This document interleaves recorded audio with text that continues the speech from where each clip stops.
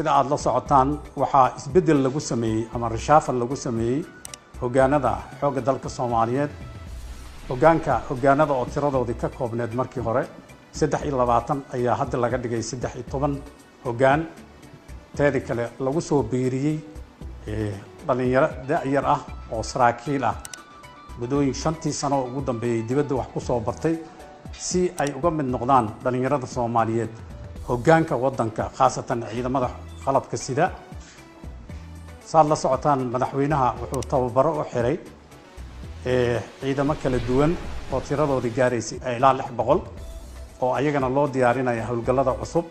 sidaasi oo kale waxaan tababaro u soo xirnay ciidamada danab oo ayagana ka mid noqon doona hawlgallada cusub waxa kale la socotaan in u diyaar garowga uu ka duwan yahay diyaar garowgii hore waxaa la sameyn doonaa oo madaxweynaha uu amar ku bixiyay in ciidamada hawlgallada aadi doono loo dhameystiro wixii ay u baahnaayeen oo ay ka mid tahay caafimaadka la helo isbitaallo mobile ah